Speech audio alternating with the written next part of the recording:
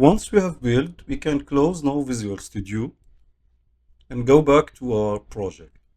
So now all we have to do is just open the Unreal project, and the way you can be sure that you have successfully compiled the plugin is to see that we do have the new icon, Houdini Engine icon here in the menu, and you have this manage plugin where you can look up for the Houdini Engine, and you can see that it is ready for our version, which is 21.0.44. So all we need to do now is to create session and bring up an HDA file to see if everything is okay. But before that, let me create a new map, one which is basic, like this one, and let's create a folder for the HDAs that we will receive. And now we need to import an HDA. So the place where you found your HDA, you go to your Houdini version, which is 21.0 for me, and OLTS. Most of the Houdini digital assets will be there. So let's bring up this one, the WFC generator. And all we need to do now is just do a drag and drop to the map. So let's put it exactly inside the map. So this one is very empty, but it's just to demonstration purpose. And all we need to do now is just make sure that the player start is not in a place where it will collide with the geometry. So you can see that it's already there. And of course, I can roam in the map. And the digital asset is there. That means that our plugin is working. So what if I want to use this plugin in another project? All you need to do is just create another project. And before that, make sure that you remove the intermediate folder, which is the one created. And you can see it's like 6 gigs of space, and it's too much.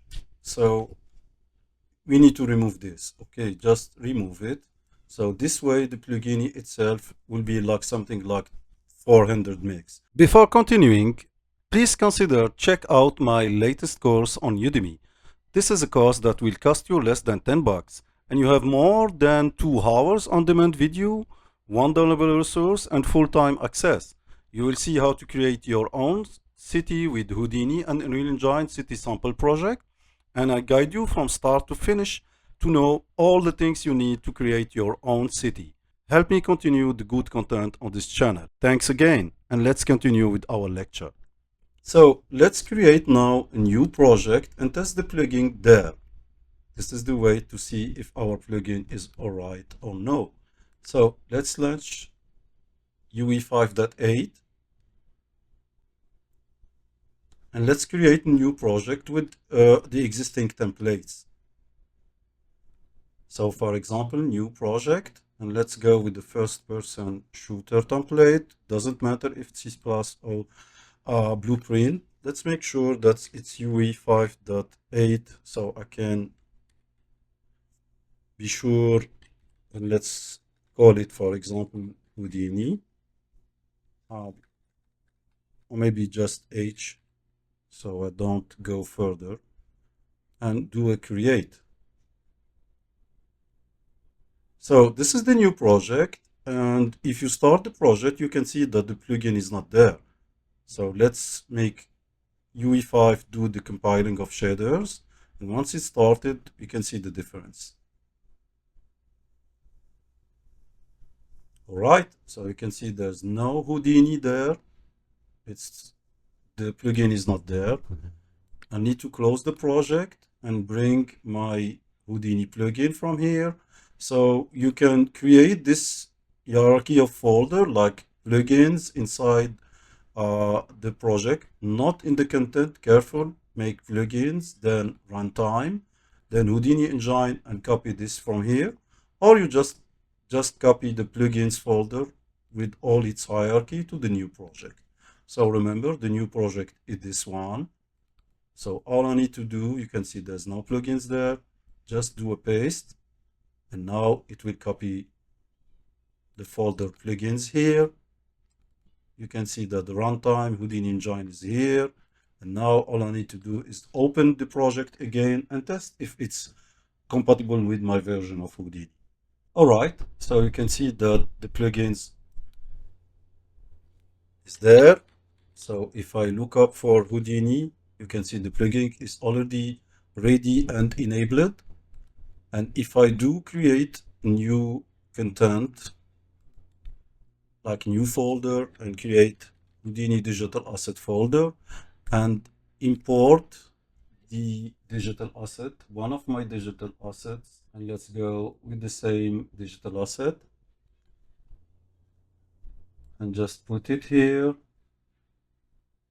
And you can see once I do a drag and drop, the Houdini session is automatically launched.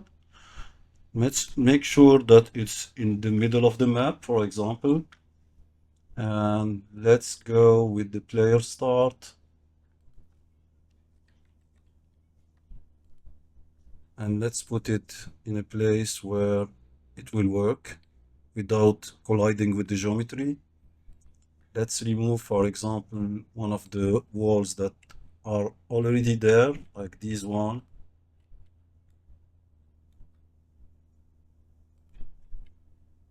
For example, remove those, do a save, and start.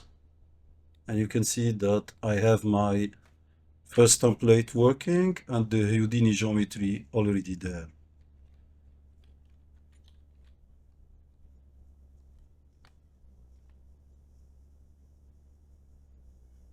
So right now you can see that the geometry doesn't have a collision. All you need to do is to do a bake. Let's first test if our digital asset is working as intended. So if I go to the Houdini section, for example, I have the possibility to increase the size of the dungeon I'm creating. So like general size. And let's see if, for example, it has no rows in it. And you can see that the digital asset is working totally fine. That means that our plugin is working totally fine. So if you make it this far, make sure that you like the lecture, put up that thumbs up and subscribe to the channel if you're not already subscribed, and see you in my next lecture. Thanks again.